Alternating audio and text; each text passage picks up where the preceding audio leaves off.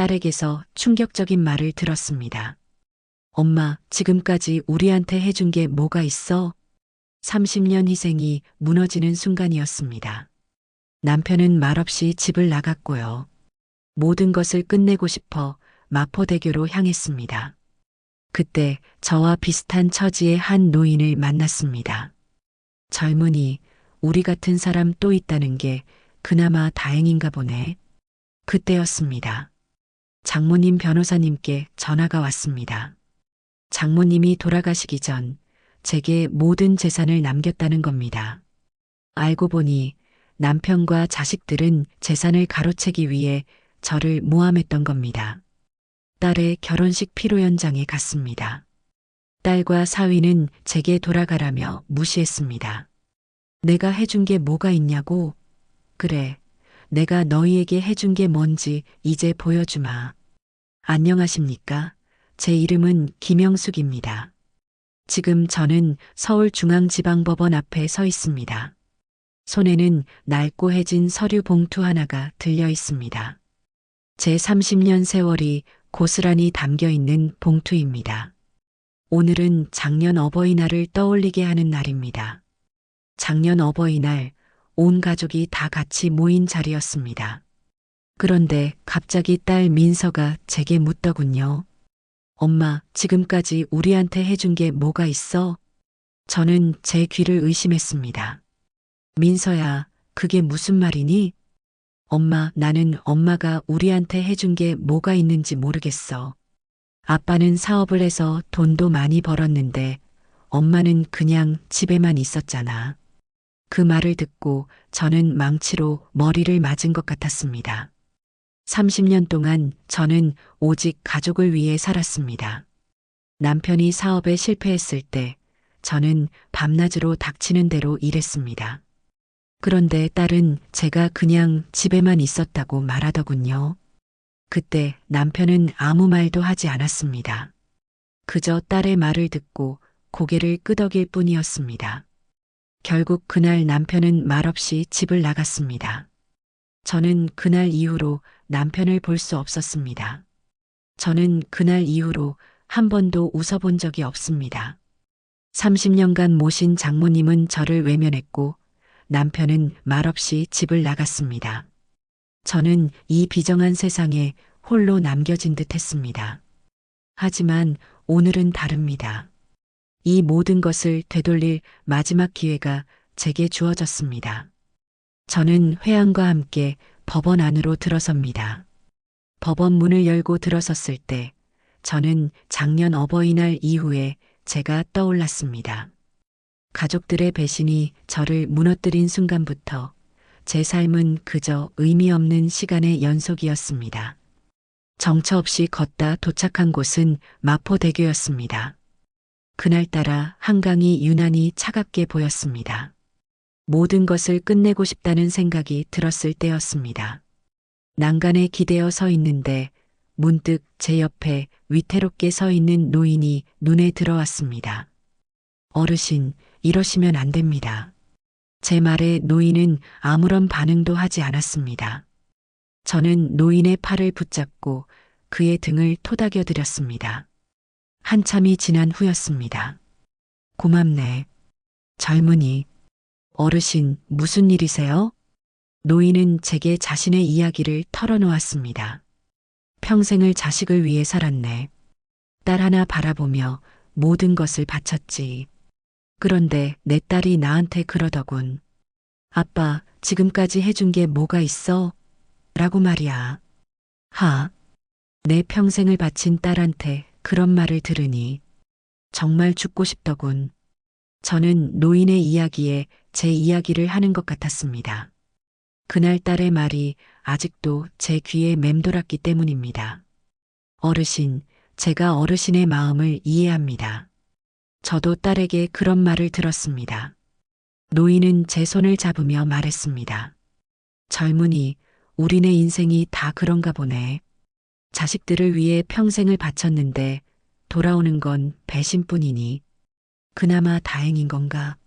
우리 같은 사람이 또 있다는 게 말이야. 저는 노인의 말에 눈물을 흘렸습니다. 그때 노인의 손에 들린 낡은 서류 봉투가 눈에 들어왔습니다. 마치 제 미래를 보는 듯한 기시감이 들었습니다. 노인의 이야기를 듣고 집으로 돌아오니 지난 세월이 주마등처럼 스쳐 지나갔습니다. 이 모든 이야기는 1995년 3월 15일 남편과 결혼하면서부터 시작되었습니다. 그해 겨울 시어머니는 제게 서울 강북구 미아동에 있는 낡은 2층 단독주택을 주셨습니다. 마당에는 작은 텃밭이 있었고 지붕에는 낡은 기와가 얹혀 있었죠. 낡았지만 제게는 소중한 보금자리였습니다. 남편은 늘 제게 말했습니다. 여보, 미안해. 내가 꼭 성공해서 이 집을 팔고 한강이 보이는 아파트로 이사 가자. 저는 남편의 말을 믿고 열심히 일했습니다. 남편이 사업에 실패했을 때 저는 밤낮으로 닥치는 대로 일했습니다.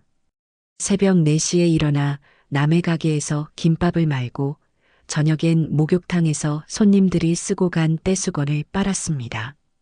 제 손은 늘 터져 있었지만 남편의 고생했어.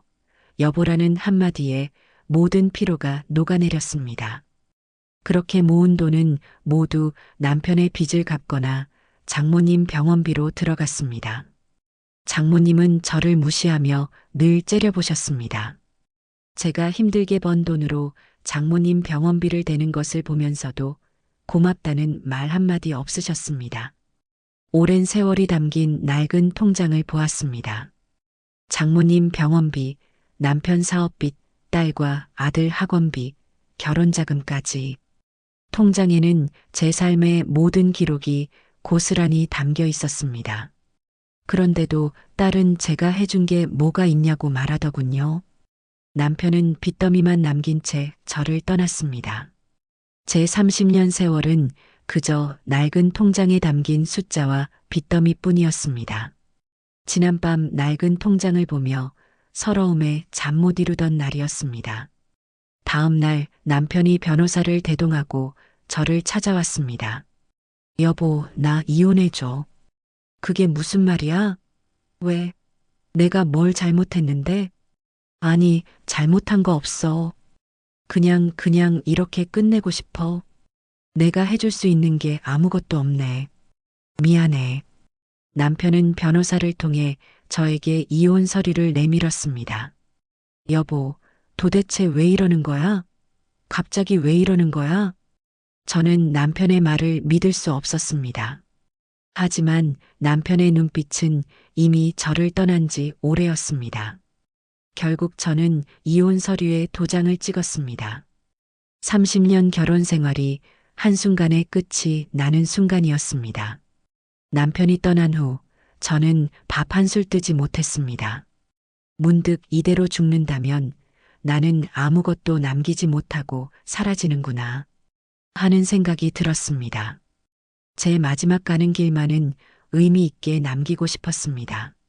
저는 낡은 기와집을 팔아 장학재단을 만들겠다는 유언장을 썼습니다. 그리고 변호사 사무실에 가서 유언장을 공증했습니다. 정말 이대로 괜찮으시겠습니까?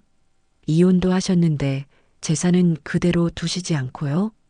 변호사님의 물음에 저는 고개를 끄덕일 뿐이었습니다. 제 삶에 대한 모든 미련을 버렸습니다. 죽음을 준비하는 사람처럼 하루하루를 보내며 그저 시간이 흐르기만을 기다렸습니다. 제 인생에 대한 미련을 모두 버리고 하루하루를 보내던 어느 날이었습니다. 늦은 밤 잠을 이루지 못하고 있는데 모르는 번호로 전화가 걸려왔습니다. 여보세요? 김영숙 씨 되시죠? 저는 이서연 여사님의 변호사, 장 변호사라고 합니다. 장모님 변호사라니. 저는 의아했습니다. 저를 늘 모른 척 하셨던 장모님이 저에게 변호사를 보낼 이유가 없었기 때문입니다. 네, 그런데요. 돌아가신 이서연 여사님께서 김영숙님에게 모든 재산을 남기겠다는 유언장을 남기셨습니다. 저는 제 귀를 의심했습니다. 네, 그게 무슨 말이죠? 여사님께서는 돌아가시기 전 제게 절대로 아무에게도 이 사실을 알리지 말고 제가 연락하면 그때 말해주세요라고 신신당부하셨습니다. 저는 그제야 장모님이 저를 외면했던 이유를 깨달았습니다. 장모님은 저를 미워한 게 아니었군요. 장 변호사님이 조심스럽게 말해주셨습니다. 여사님은 생전에 김영숙님의 헌신적인 태도를 지켜보며 내 재산은 오직 영숙이만이 물려받을 자격이 있다는 말을 자주 하셨습니다.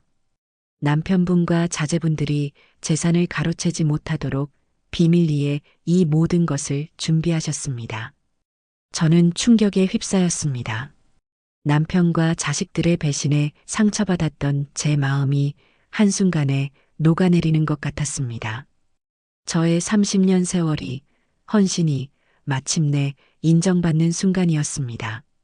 장 변호사님은 제게 낡은 봉투 하나를 건네주셨습니다.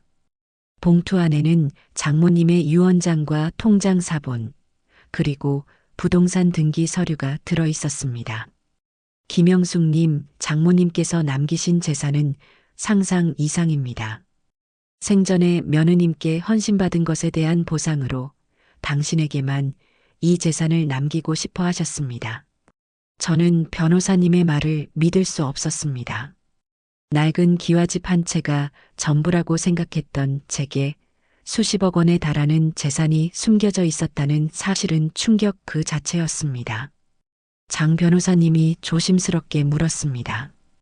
혹시 남편분과 자제분들이 재산을 빼앗으려고 김영숙님을 내쫓은 건 아닐까요? 저는 그제야 모든 것을 깨달았습니다. 남편과 자식들은 제가 가진 돈을 빼앗기 위해 저를 모함했습니다. 장모님이 돌아가신 후 재산을 가로채기 위해 계획적으로 저를 내쫓았다는 사실을 알게 된 순간 저는 분노가 치밀어 올랐습니다. 저는 서러움의 눈물이 아닌 30년 세월이 인정받았다는 기쁨과 안도의 눈물을 흘렸습니다. 장 변호사님, 이 모든 게 사실이라면 저는 가만히 있을 수 없습니다. 제게 남겨진 재산은 제가 30년간 흘린 피와 땀의 대가입니다. 가족들에게 빼앗긴 제 삶을 되찾겠습니다. 장 변호사님은 제게 옳은 결정이십니다라고 말해주시더군요. 저는 이제 더 이상 무너져 있지 않겠습니다. 30년 희생이 헛되지 않았다는 것을 제 가족들에게 똑똑히 보여주겠습니다. 장 변호사님께 모든 진실을 듣고 난 후 저는 망설이지 않았습니다. 30년간의 억울함을 씻어내기 위해 제 삶을 되찾기 위해 저는 가장 먼저 딸의 결혼식 피로 현장으로 향했습니다. 입구에 들어서자 딸 민서와 사위 민준이가 웃으며 손님을 맞고 있었습니다. 제 딸은 저를 보고도 모르는 척하더군요. 며느리 혜미만 조심스럽게 다가와 제 손을 잡았습니다. 그때 민서가 제게 와서 귓속말로 속삭였습니다. 엄마, 여기 왜 왔어? 아빠한테 가서 다시 빌고 오라고 했잖아. 민서야, 내가 어떻게 엄마한테 그런 말을 하니? 엄마, 솔직히 아빠 없으면 우리 가족 망하는 거 알잖아. 엄마가 알아서 했어야지. 왜 이렇게 일을 크게 만들어? 제 딸의 차가운 말에 저는 가슴이 무너지는 것 같았습니다. 그때 사위 민준이가 다가와 제게 말하더군요. 장모님 때문에 결혼식 분위기가 흐려졌습니다. 제발 돌아가세요. 저는 민준이의 말에 충격을 받았습니다. 사위에게까지 이런 모욕을 당해야 한다니. 그때 저를 찾아온 남편이 제게 말했습니다. 영수가 제발 좀 가. 여기까지 와서 망신시키지 말고. 저는 더 이상 참을 수 없었습니다. 저는 그들에게 말했습니다. 내가 해준 게 뭐가 있냐고? 그래, 내가 너희에게 해준 게 뭔지 이제 보여주마. 제게 무례하게 굴던 가족들의 얼굴을 뒤로하고 저는 조용히 장례식장으로 향했습니다. 장모님의 장례식이었습니다. 저를 모른 척했던 장모님이었지만 30년간의 정이 남아있었기 때문입니다. 장례식장에 들어서니 제 남편과 딸 민서, 아들 지훈이가 보였습니다. 모두 상복을 입고 있었지만 슬픔보다는 초조한 기색이 더 역력해 보였습니다. 그때 민서가 남편에게 묻더군요. 아빠, 장모님이 남긴 유산이 얼마나 된대? 글쎄, 변호사가 아직 말 안 해줬어. 그런데 걱정 마. 다 우리 거야. 장모님이 평소에 엄마를 싫어했잖아. 그러니까 엄마한테는 한 푼도 안 돌아가겠지? 당연하지. 너희 외할머니가 누굴 제일 사랑하는데. 제 가슴은 서서히 무너져 내렸습니다. 지훈이가 남편에게 묻더군요. 아빠, 혹시 외할머니 유언장에 문제가 생길 수도 있어? 걱정 마. 내가 다 알아서 할 테니까. 내가 장모님 유언장에 서명을 조작할 계획이니까. 너희는 가만히 있어. 저는 그들의 대화를 듣고 큰 충격에 빠졌습니다. 남편이 저를 떠난 이유가 재산 때문이었다니. 그들의 추악한 본색을 확인하고 저는 그들에게 다가가 말했습니다. 당신들이 그러고도 사람이야? 장모님을 그렇게 모셨는데 돌아가신 장모님께 돈 얘기만 하는 게 말이 돼? 장례식장에서 그들의 추악한 대화를 들은 저는 더 이상 참을 수 없었습니다. 그들의 위선에 치가 떨렸습니다. 저는 그 자리를 박차고 나와 곧바로 장 변호사님께 연락을 드렸습니다. 변호사님, 제 남편이 장모님 유산을 가로채기 위해 저를 모함했습니다. 증거도 있습니다.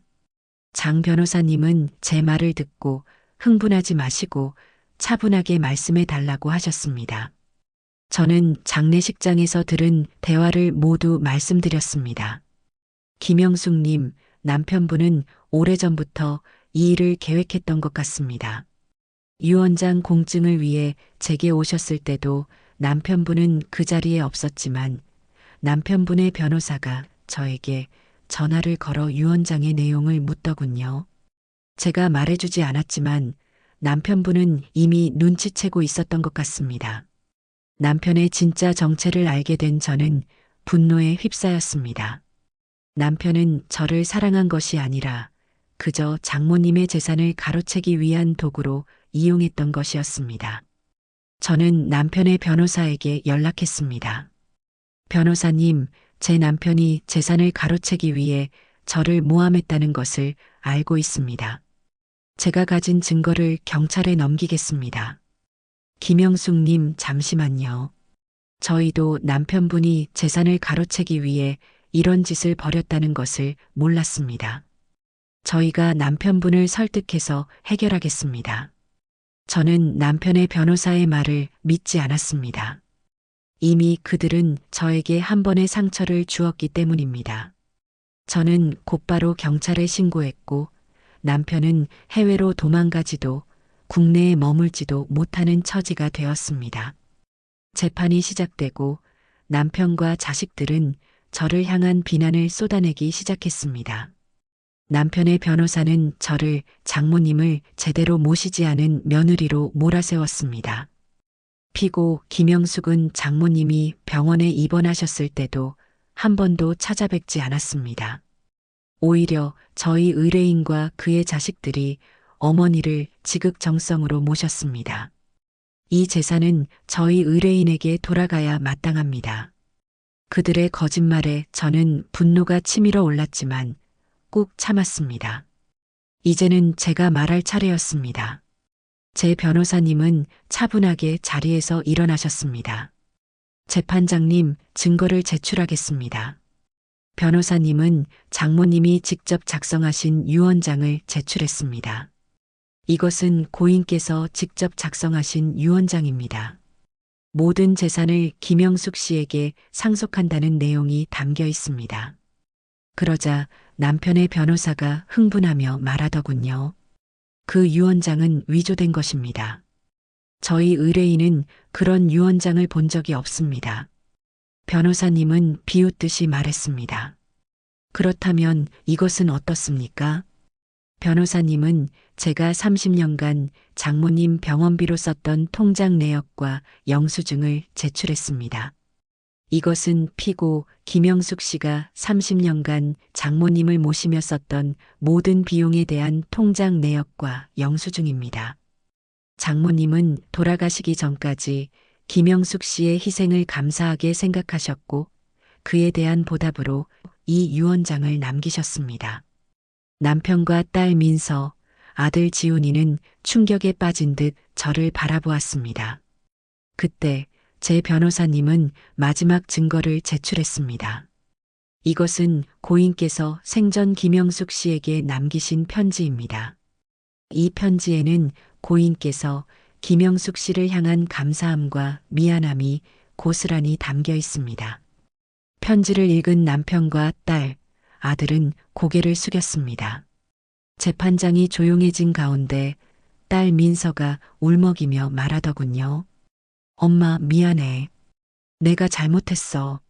남편도 제게 무릎을 꿇고 울면서 말했습니다. 여보, 내가 잘못했어. 제발 용서해줘. 저는 그들의 눈빛에서 진심을 보았습니다. 내가 해준 게 뭐가 있냐고 외치던 그들이 제게 무릎을 꿇고 용서를 구하는 모습에서 저는 30년 세월의 한을 모두 풀었습니다. 제가 남편과 자식들에게 용서를 구하는 그 순간 재판장님이 증인을 부르더군요. 뜻밖에도 사위인 민준이었습니다. 민준이는 증인석에 앉아 고개를 숙이고 말했습니다. 재판장님, 그리고 장모님, 저는 오늘 제 양심을 걸고 진실을 말하고자 합니다. 제 아내 민서와 저의 모든 잘못을 인정합니다. 민준이의 말에 민서가 경악하며 소리쳤습니다. 여보, 지금 무슨 소리 하는 거야? 당신 제정신이야? 민준이는 민서의 말을 무시하고 계속했습니다. 저는 작년 어버이날 장모님께 해준 게 뭐가 있냐고 말했던 것을 깊이 반성하고 있습니다. 장모님께서는 저희를 위해 모든 것을 희생하셨습니다. 그런데 저희는 장모님께 재산만을 바랐습니다. 민준이는 자신의 휴대폰을 꺼내 변호사님께 건넸습니다. 이것은 제가 장모님 장례식장에서 아내와 나눈 대화를 녹음한 파일입니다. 이 파일을 통해 저희의 추악한 속마음을 모두 알 수 있을 겁니다. 녹음 파일에는 딸 민서가 엄마가 재산 다 가져가야지. 그래야 우리가 잘 살 수 있어라고 말하는 내용이 담겨 있었습니다. 민서는 얼굴이 하얗게 질린 채 민준이를 노려보았습니다. 민준이는 제게 눈물을 흘리며 말했습니다. 장모님, 죄송합니다. 저도 이제야 깨달았습니다. 돈보다 중요한 것은 가족의 정이라는 것을요. 부디 저의 진심을 받아주세요. 저는 민준이의 말에 눈물을 흘렸습니다. 민준이의 증언은 저의 30년 안을 모두 풀어주는 것 같았습니다. 사위의 진심 어린 증언에 저는 눈물이 멈추지 않았습니다. 저를 향한 그들의 조롱이 저를 향한 미안함과 후회로 바뀌는 순간이었습니다. 그때 또 다른 증인이 증인석에 서더군요. 바로 제 며느리 혜미였습니다. 혜미는 저를 향해 말했습니다. 어머니, 제가 죄송합니다. 저는 아버님이 어머니를 배신했다는 것을 알고 있었습니다. 하지만 말씀드릴 수 없었습니다. 혜미의 말에 저는 충격을 받았습니다. 제 아들은 물론 며느리까지 알고 있었다니. 어머니께 말씀드리면 아버님께 피해가 갈까봐, 제 남편이 힘들어질까봐 두려웠습니다. 정말 죄송합니다. 혜미는 울먹이며 가방에서 무언가를 꺼냈습니다. 장모님이 며느리에게 남긴 편지였습니다. 어머니께서 돌아가시기 전 제게 이 편지를 남기셨습니다. 그리고 이것은 장모님께서 어머니께 드리려고 모아두신 통장 사본입니다. 장 변호사님은 편지를 읽으셨습니다. 며느리야, 나는 내가 정말 착하고 좋은 사람이라는 것을 알고 있다. 부디 내 남편을 잘 부탁한다. 혜미는 눈물을 흘리며 말했습니다. 어머니, 저는 장모님을 지켜드리고 싶었습니다. 하지만 저의 이기심 때문에 어머니를 힘들게 했습니다. 정말 죄송합니다. 혜미의 진심 어린 고백에 저는 마음이 아팠습니다. 며느리도 저와 마찬가지로 희생하며 살아왔다는 것을 깨달았기 때문입니다. 며느리 혜미의 진심을 들었을 때 저는 며느리를 안아주고 싶었습니다. 며느리도 저처럼 소가리를 하고 있었다는 것을 알았기 때문입니다. 그때 재판장님이 마지막 증인을 부르시더군요. 마지막 증인, 고인의 오랜 친구이신 김영애 씨. 저는 김영애 씨를 보자마자 눈물이 왈칵 쏟아졌습니다. 김영애 씨는 장모님이 생전에 가장 의지했던 친구였기 때문입니다. 김영애 씨는 증인석에 앉아 차분하게 말했습니다. 재판장님, 그리고 영숙 씨. 제가 이 자리에 선 것은 오직 진실을 밝히기 위함입니다. 영희 씨, 혹시 장모님이 돌아가시기 전 영숙 씨에게 재산을 남긴 이유를 알고 계십니까? 제 변호사님의 질문에 김영희 씨는 잠시 망설이더니 입을 열었습니다. 장모님은 생전에 영숙이에게 모든 재산을 물려주겠다고 여러 번 말씀하셨습니다. 그 이유는 영숙이가 돈이 아닌 정으로 가족을 보살폈기 때문입니다. 장모님은 영숙이가 가족들에게 무시당하고 있다는 것을 알고 계셨습니다. 하지만 장모님은 그들에게 재산을 빼앗기지 않기 위해 영숙이를 외면했습니다. 장모님은 영숙이를 위해 비밀리에 숨겨진 재산을 마련했고 그 재산은 모두 영숙이의 이름으로 되어 있습니다. 김영애 씨의 증언에 남편과 딸 민서는 경악하며 서로를 쳐다보았습니다. 남편은 말도 안 돼, 라며 소리치더군요. 그러나 이미 모든 진실이 밝혀진 후였습니다. 김영애 씨의 진심 어린 증언에 재판장님은 모든 증거와 증언을 종합하여 제게 승소 판결을 내리셨습니다. 저는 30년 만에 제 명예와 재산을 모두 되찾았습니다. 법정을 나서는 제게 남편과 딸, 아들이 다가와 제게 무릎을 꿇고 울면서 말했습니다. 어머니, 저희가 정말 잘못했습니다. 어머니께 어떻게 그런 말을 할 수 있었는지 저희가 어리석었습니다. 제발 저희를 용서해 주세요. 그들의 진심 어린 말에 저는 한참을 울었습니다. 그동안 쌓였던 서러움과 억울함이 한순간에 사라지는 것 같았습니다. 저는 남편과 딸, 아들을 용서하고 그들을 따뜻하게 안아주었습니다. 괜찮다. 이제라도 깨달았으니 다행이다. 저는 남편에게 말했습니다. 당신이 나를 버리고 떠났을 때 나는 모든 것을 잃은 줄 알았어. 하지만 아니었어. 나는 당신이 나를 배신한 이유를 알게 되었을 때 오히려 당신을 용서할 수 있었어. 당신이 내게 해준 것은 아무것도 없었지만 나는 당신에게 해줄 것이 있어. 바로 용서와 사랑이야. 그제야 남편은 제게 여보, 미안해. 정말 미안해라며 오열했습니다. 저는 남편과 자식들을 용서하고 그들과 함께 새로운 삶을 시작하기로 했습니다. 이제 우리는 서로를 소중히 여기며 진정한 가족이 될 수 있을 겁니다. 판결이 끝난 후 저희 가족은 마침내 서로를 용서하고 화해했습니다.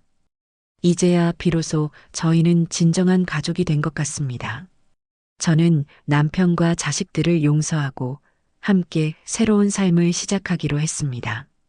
모든 것의 시작이었던 낡은 기와집으로 돌아왔습니다. 저는 가족들에게 말했습니다. 나는 이 집을 팔아 장학재단을 만들려고 했었어. 하지만 이제는 아니야. 이 집에서 너희와 함께 살고 싶어. 남편과 자식들은 제 말에 눈물을 흘렸습니다. 여보, 우리가 얼마나 어리석었는지 몰라. 이 집에서 여보와 함께 살고 싶어. 엄마, 저희가 잘못했습니다. 저희가 엄마를 힘들게 했습니다. 저는 그들을 용서하고 며느리와 사위와 함께 기와집을 재건축하기 시작했습니다. 낡고 해진 기와집은 현대적인 한옥으로 변해갔습니다. 며느리와 사위는 이제 저를 극진히 모시고 남편과 자식들은 제 희생을 인정하며 감사하며 살아갑니다. 저는 재산의 일부를 사회에 환원하고 남은 돈으로 장학재단을 설립했습니다. 저는 이제 물질적인 풍요뿐만 아니라 정신적인 만족까지 얻게 되었습니다. 이제 저는 남은 인생을 제 가족들과 함께 행복하게 살아갈 것입니다. 낡은 기와집을 재건축하며 저희 가족은 이전과는 완전히 다른 시간을 보내고 있습니다. 함께 밥을 먹고, 함께 웃고, 함께 울고 진정한 가족이 되어가고 있는 것 같습니다. 어느 날 저녁 가족이 모두 모인 자리에서 저는 말했습니다. 나는 평생을 돈 때문에 힘들어했어요. 돈 때문에 가족들에게 무시받았고, 돈 때문에 남편에게 버림받았었죠. 하지만 이제는 아니에요. 나는 돈보다 중요한 가치를 찾았어요. 제 말에 남편과 자식들은 아무 말 없이 저를 바라보았습니다. 나는 너희를 잃고 싶지 않았어. 너희가 진정한 가족의 의미를 깨닫기를 바랐어. 저는 남편을 바라보며 말했습니다. 당신이 내게 해준 게 뭐냐고 물었지? 이제 내가 너희에게 해줄게. 바로 용서와 사랑이야. 제 말에 남편과 자식들은 눈물을 흘리더군요. 남편은 제게 말했습니다. 여보, 내가 정말 미안해. 내가 얼마나 어리석었는지 이제야 알겠어. 다시는 돈 때문에 당신을 힘들게 하지 않을게. 이제 우리 가족은 돈보다 서로를 더 소중히 여기며 살자. 저는 남편의 말에 고개를 끄덕였습니다. 이제야 비로소 저희는 진정한 가족이 된 것 같습니다. 제게는 새로운 삶이 시작되었습니다. 낡은 기와집은 현대적인 한옥으로 재건축되었고, 우리는 모두 그곳에서 함께 살고 있습니다. 아침마다 마당에 나가 텃밭을 가꾸고, 저녁에는 가족 모두 모여 앉아 밥을 먹는 평범한 일상이 제게는 가장 큰 행복입니다. 어느 날 손녀가 제게 묻더군요. 할머니 이야기는 정말 영화 같아요. 유튜브에 올리면 많은 사람이 좋아할 거예요. 저는 손녀의 말에 고개를 끄덕였습니다. 그래, 내 이야기를 많은 사람들에게 들려주고 싶어. 나처럼 힘들고 지친 사람들에게 희망을 주고 싶어. 저는 제 이야기를 유튜브에 올렸습니다. 많은 사람들이 제 이야기에 공감하고 저를 응원해 주었습니다. 제 이야기는 많은 사람들에게 돈보다 중요한 가치와 진정한 가족의 의미를 깨닫게 해 주었습니다. 제 삶은 이제 끝이 아니라 새로운 시작입니다. 남편과 자식들을 용서하고 새로운 삶을 시작한 후 저는 고민에 빠졌습니다.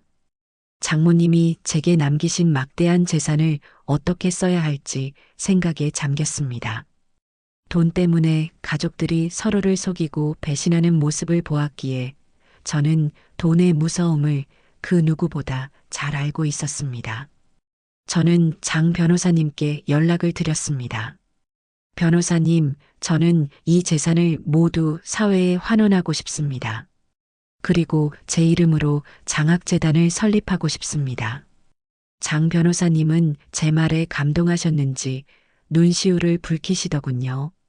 김영숙님, 정말 훌륭한 결정이십니다. 돈 때문에 힘들어했던 당신이 돈으로 다른 사람들을 돕겠다고 하시니 정말 감동입니다. 저는 변호사님께 말했습니다. 제가 힘들었을 때 누군가의 도움이 있었다면 얼마나 좋았을까 하는 생각을 했습니다. 그래서 제 재산이 다른 사람들에게 희망이 되기를 바랐습니다. 남편과 자식들은 제 결정에 기꺼이 동참해 주었습니다. 저희 가족은 매주 봉사활동을 하며 어려운 이웃들을 돕고 있습니다. 저는 봉사활동을 통해 나눔의 기쁨을 깨닫게 되었습니다. 제 삶을 통해 돈보다 중요한 가치와 진정한 가족의 의미를 깨닫게 된 것 같습니다. 나의 이야기는 해피엔딩으로 마무리됩니다. 남편과 자식들을 용서하고 그들과 함께 행복한 삶을 살고 있습니다. 이제 우리는 매일 아침 함께 식사를 하고 저녁에는 함께 이야기를 나누며 하루를 마무리합니다. 저는 남편에게 물었습니다. 여보, 지금 행복해? 남편은 제 손을 잡으며 말했습니다. 당연하지, 여보. 당신과 함께라면 어디든 좋아. 돈이 많든 적든 상관없어. 당신과 함께하는 이 시간이 가장 행복해. 저는 남편의 말에 눈물을 흘렸습니다. 30년 만에 처음 듣는 남편의 진심 어린 말이었기 때문입니다. 저의 이야기는 유튜브에 올라간 후 많은 사람들에게 희망을 주었습니다. 많은 사람들이 제게 편지를 보내 어머니의 이야기를 듣고 힘을 얻었다고 말해 주었습니다. 저는 그들의 편지를 읽으며 제 삶이 헛되지 않았다는 것을 깨달았습니다. 제 삶은 이제 끝이 아닙니다. 새로운 시작입니다. 제 인생에서 가장 길고 고통스러웠던 법정 싸움이 끝났습니다.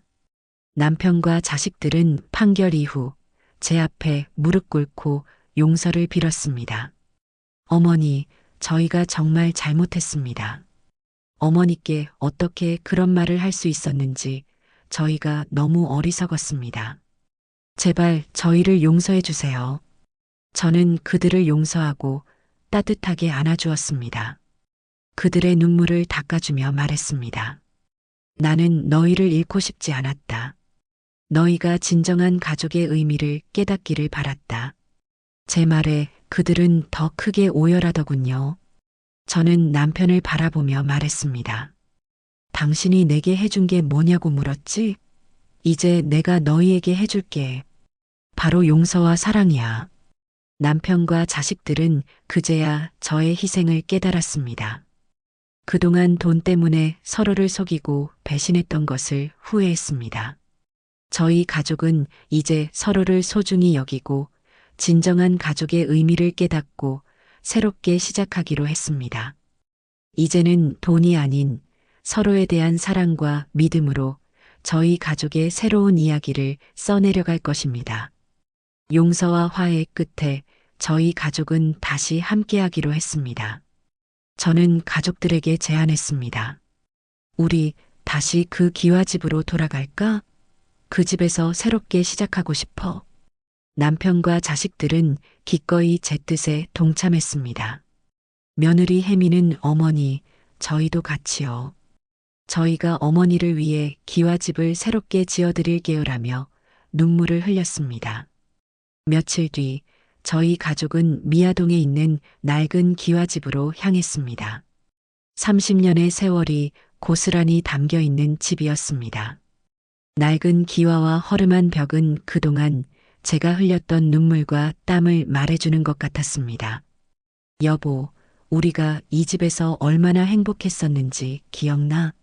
당신이 사업에 실패했을 때, 당신이 가장 힘들어했을 때, 나는 이 집에서 당신을 기다렸어. 남편은 제 말에 고개를 끄덕이며 말했습니다. 여보, 내가 너무 어리석었어. 당신의 희생을 당연하게 생각했었어. 이제는 내가 당신을 위해 이 집을 다시 지어줄게. 당신이 가장 좋아하는 한옥으로 말이야.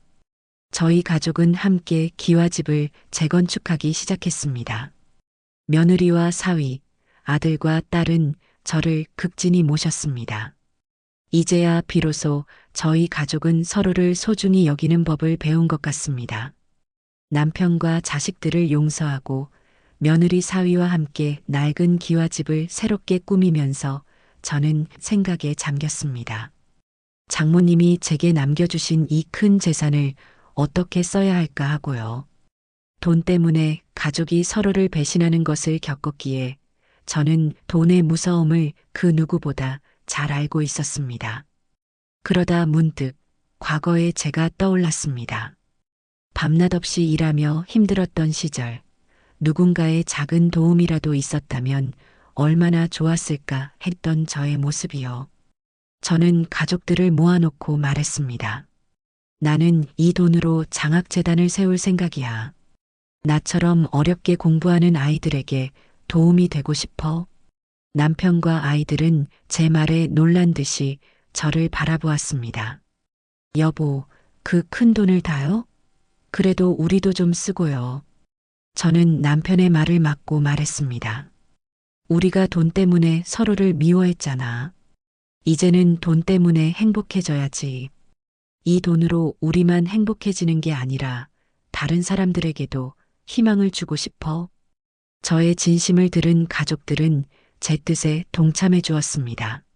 저희 가족은 재단의 이름으로 어려운 학생들에게 장학금을 지원하고 주말마다 함께 봉사활동을 하며 나눔의 기쁨을 배우고 있습니다. 저는 제 삶을 통해 돈보다 중요한 가치가 있다는 것을 깨달았고, 이제는 그 가치를 다른 사람들에게 전하며 살아가고 있습니다. 나눔의 기쁨을 깨닫고 새로운 삶을 살아가는 저희 가족에게 매일은 기쁨으로 가득 차 있습니다. 어느 날 저녁 식사 자리에서였습니다. 남편은 밥을 먹다 말고 제 손을 잡으며 말했습니다. 여보, 솔직히 나는 돈만 있으면 행복할 줄 알았어. 그런데 그게 아니었어. 돈 때문에 우리는 서로를 잃을 뻔했잖아. 저는 남편의 말에 고개를 끄덕였습니다. 맞아요. 우리는 돈 때문에 불행했지만 이제는 돈 때문에 행복해질 수 있어요. 제 말에 남편과 자식들은 저를 바라보았습니다. 제사는 우리가 서로를 용서하고 화해할 수 있는 기회를 주었을 뿐이에요. 진정한 가치는 돈이 아니라 우리 가족이 함께하는 이 시간에 있습니다. 저는 가족들을 바라보며 말했습니다. 우리가 서로를 소중히 여기고 서로를 사랑하는 것. 그것이 바로 진정한 행복입니다.